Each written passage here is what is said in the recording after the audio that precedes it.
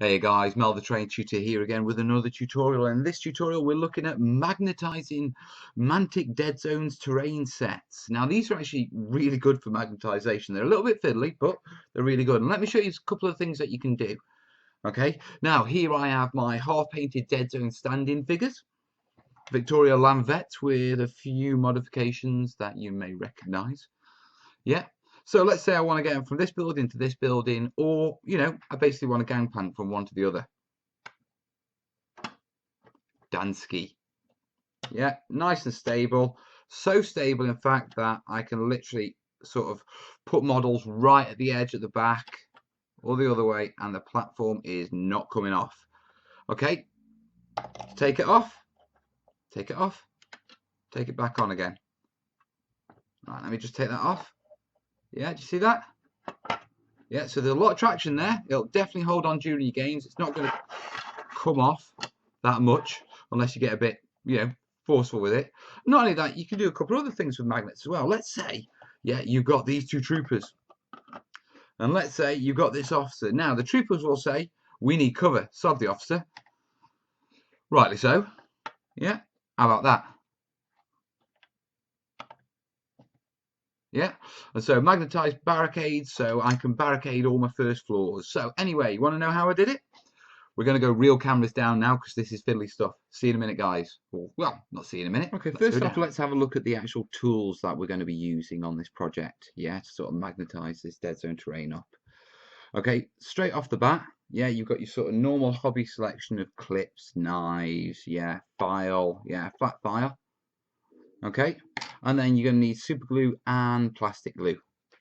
Yeah, because plastic glue won't hold magnets to, to plastic. Yeah, you're going to need a 3mm, drill bit. Okay, they're really cheap, they only cost a couple of pence off eBay, so don't worry about that. Now to the important magnetizing stuff. You'll notice we've gone really close down with this one. This is new to me. I don't normally do this smaller stuff. It's scary. Right, so we've got our magnets, and what I've got here on this file is I have some neodymium. Is that how you pronounce it? I don't know, but tiny little disc magnets. And these ones here are 3mm diameter by 2mm width, and these are 2mm diameter by 1.5mm width. Okay, and they're both available off eBay. You can get like 50 for £2, so they're not expensive at all, and you can, for a couple of quid, you can easily get all the magnets you need for this project. Now the other thing I've got is my little applicator, and obviously magnets have a north and south. Okay, and so what I have here is, I'll just bring that into focus if I can. Yeah, I have two bigger magnets, yeah, with blobs of green stuff on, one with a minus on, one with a positive on. Yeah, and obviously they're attracted, so I know that these are different poles. And so basically what I do is I put all the magnets in the building with the positive, and then on all the connectors on the platforms, etc., I use the negative. And that's how I keep track of, the polarities of the magnets. So that's a little quick tip for you. On top of that, I've got a toothpick. Yeah, quite simply, anything which is non-metallic that the magnets won't stick to. So you can manipulate them without, if you use a hobby tool like this, yeah, to move your magnets about, they'll stick to it and you'll have a nightmare job. Okay, so you just need something non-metallic, either plastic or wooden. Yeah, just to be able to manipulate the magnets, push it in places and all that sort of stuff. Then finally, I've got a 1mm thick piece of brass rod.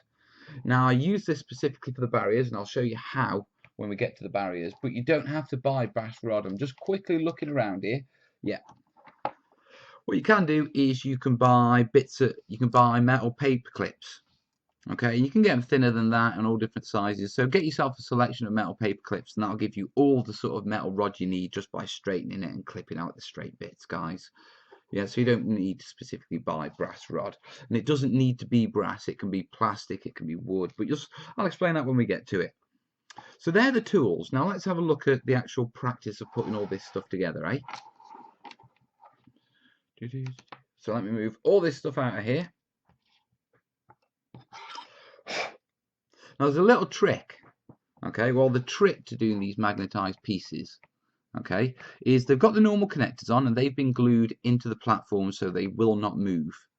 Okay, on top of that, they've got the little magnets, yeah, glued down on the spare hole, so to speak, the spare gap on the tab. So if I get a proper tab and I put it, let me put that one there, you can see there that it's just, oh sorry guys, that is just flat. So the magnet's going to go there, but the issue first is this chuck, okay, because that's designed to lock in and we don't want it to lock in. So what we're going to do very quickly is we're going to bevel off the edges. I'm not sure how easy it's going to go with working this far away from a desk edge, yeah, but basically the idea is you're just coming in with your file, yeah, and you're just taking off the edges and you're making it to sort of like not a pyramid as such, but pointed with a flat top. So you're basically taking off that locking edge. Okay, and then, sorry guys, because this is, obviously this is the fiddly bit.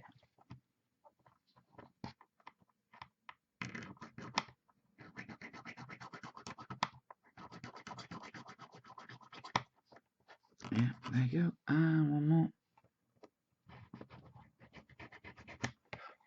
And then quickly that one, if I can. I'm not going to swear. So there you are. Bit messy. Oh, this is when you're filing plastic, isn't it? Right, so as you can see, what I've done is I've taken it from a block on that side to more of a wedge on that side. And the way to know if you've got it right is just to get one of your pieces, any piece, and just drop it in. Okay, if it drops in and it sits and comes out without any real problems, yeah, it's fine. Yeah, there's no lock in there, so I'm quite happy with that. Yeah, that's where it needs to be. Need more practice on this close angle work if I'm going to be doing this sort of stuff. So if I do little stuff off camera, sorry guys. So we've got that bit done. Now the next bit, and this is the more interesting bit, and the trickier bit, and the bit where you'll be swearing, is you need your magnets. Magnets. So here I've got a row of magnets. Yeah, 2mm by 1.5mm. Yeah, I'll just break that down so it's a smaller stack, and again. Yeah, and then what I'll do is, just to make sure that I've got the right polarity, is very quickly just hover them over, and where I feel it attracts, that's where it needs to be. That's the side that needs glue.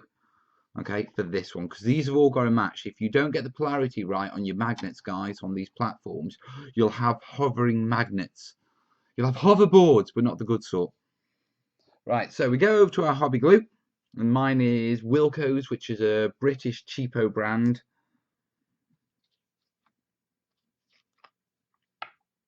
And what we're going to do is just confirm that that is correct. Yeah, that's the right one. Yeah, both of them are the right one. We put the tiniest little blob of glue. Now this bit is fiddly.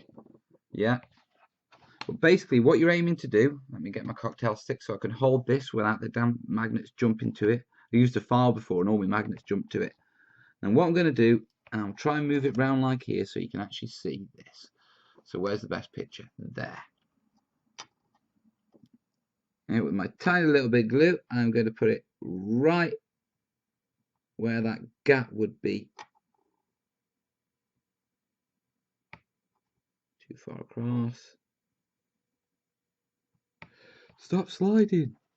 Right, it's almost in place, so I just need to move it a little bit across, because otherwise it won't sit properly. There we go. You can see why I'm using a toothpick now. Now you'll see I've got a little stack of magnets on there. I'll pick it up very gently, because I don't want to knock this while it's drying. Yeah, you'll see I've got a little stack of magnets on there.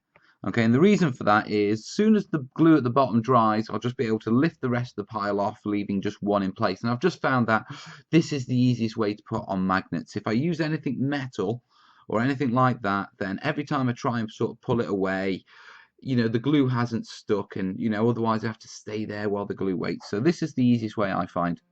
But I just need to leave it to dry. Ooh, that's my phone, so on that, we will leave it to dry. See you in a second, guys. Okay, guys, I've left it about 10 minutes now, and they should be nice and dry. Now, when it comes to taking the, taking the extra magnets off, what you want to do is come from the side and lever them off. Okay, do you see how that splits from the bottom one? And that's easy to watch it pull away. Don't pull away directly from the piece, because if you've got any, so if the glue isn't 100% set, yeah, you'll pull the bottom magnet from it and you'll swear and all those sort of things. Now, the only thing remaining for me to do with these connectors is simply glue them onto our pieces. So, very quickly, yeah, I get my plastic glue, and I'm just going to put a little blob there and drag it round to there. And then, I don't want to fit. This is not the best way of doing this, but I don't want to knock that magnet off just in case it isn't 100% dry yet. But there you go. There we are. All right, so they're pushed in. And just to give you a quick example, that's what the piece looks like originally. Let me move that in. And that's what it looks like with the magnets and the chafing, or what do you call that, where you bevel something? Not sure. Throw it in the comments, guys.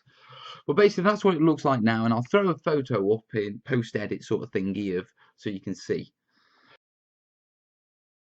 So that's the tiny little magnets on the horizontal ramps. Okay, now what we need to do is look how to put the magnets in the building. So I'm going to have to change camera angle for that. So let's move on to that. Okay, guys, when it comes to the bigger pieces, we're actually going to use the 3mm magnets for these. Now, obviously, you know, we've filed our chucks and we've put our little magnets in here, and now it's time to put the magnets in these holes. Now, these holes here are just shy of 3mm, which is great. Okay, it'd be better if they were 3mm and round, of course, but you know, beggars can't be choosers. But all you've got to do is, quite simply, and what I'm going to do is I'm going to do it on this side, I think. Yeah. Is get your 3mm drill bit, okay, on your pin drill, and just give it a twizz in the hole, and that's all it needs.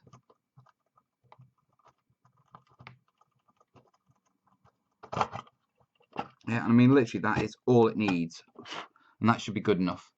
Okay, so it's a really quick job. The next thing to do is get one of your flat pieces, okay, get a single 3mm disc magnet and just drop it in the general area, and that will drop it right on top of your magnet in the right polarity. Yeah, and then all you got to do is just come round, yeah, and then use this to guide it in. In you go. Come on. And then push it down flat. Then if you lift it up, it's in. And that is it for putting the magnets in this side.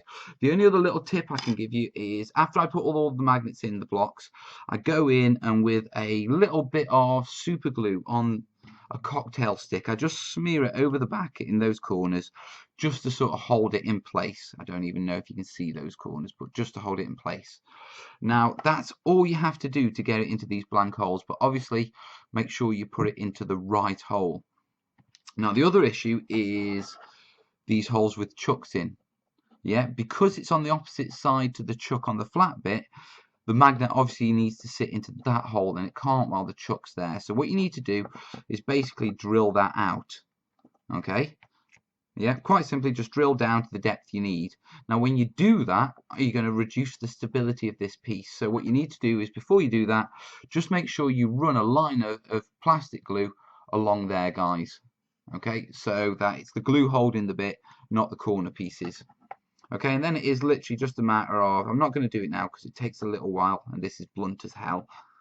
Yeah, but it's just a matter of positioning, drilling down, checking your depth. Yeah, and once you're happy with, you've got like 3.5mm depth, which is the 2mm for those and the 1.5mm for the little ones, you can drop a magnet in there with glue. Exactly the same technique as that.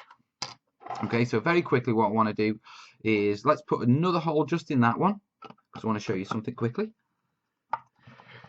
Yeah, get that, get another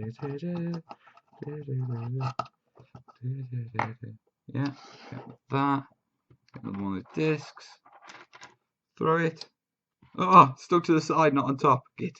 Yeah, on top. Yeah, come along. Carefully push it in. And there you have it. Yeah, second one in. Really easy, guys. Okay, now why did I just do those two? Because I just wanted to show you something which I thought was pretty cool. I get that building and I get that building. Yeah, they're magnetized, they're magnetized. I have two magnetized platforms. So one can go there. The other one can go there. Hey, cooking on gas, eh? How's that? So basically, guys, that is how to magnetize all your gangplanks. As you can see, it's a relatively simple process. It's a little bit fiddly, yeah, but there's nothing sort of requiring massive skill. It's just your first few ones, you will mess up. Okay, I did, you know, my first panel looked horrific, yeah, but just practice, yeah, it gets better, you'll get the technique, and once you do, you'll soldier through it. Okay, now one final thing, yeah, when I showed you those barricades, and specifically these barricades, okay, they're great, aren't they? They are. I should change the camera angle, but you know, you can see what I'm doing anyway. Right, so let's show you how I've done these, okay, and the technique is very similar. If I show you underneath, I'll show you like that. Now, first off, these pieces, okay, those are from the the support sprues, okay, and all I've done is I've clipped it there just to get that corner piece. I've then glued it in, okay, beveled my chucks as before, glued the small magnet next to it, and the only difference between these horizontal pieces and the bottom of these and how these connect is this little bit of brass wire, okay, and the reason that's in is quite simply that before I put that in, what I found was if I put them in, it would rock backwards and forwards and it sort of hang either forwards or backwards. It wasn't great, but by just including a 1mm piece of brass there, I was able to get it so it stands perfectly straight upright. And like I say, you don't need to use brass, you can use plastic, you can use a little bit of wood, you can whatever you can get, okay? It doesn't really matter. Yeah, have a play with it. You'll see what I mean when you put these pieces together. Okay, and remember, paper clips are an excellent source of cheap, thin metal rods. So there you have it, guys. That is magnetizing Mantic's Deadzone terrain. I've got a load of these to do to finish off for my mate Mike. Yeah, because he wants a complex set. And when people say complex, I always think about, you know, panels running from side to side and all that sort of stuff and all sorts of funky stuff. You don't need cover, you're an officer. Ha! So there you have it, guys. Magnetizing Mantic's Deadzone terrain. Hope you've liked it, guys. If you have, you know, hit the like button. If you've not seen my stuff before and you want more terrain and product and terrainy sort of stuff, yeah, click the subscribe buttons and keep your eyes peeled because coming up next in the Mantic series is I'm going to be giving a go at painting these. Right, guys, you have a cracking day. I've got loads to do. All the best, yeah. Ta-ra.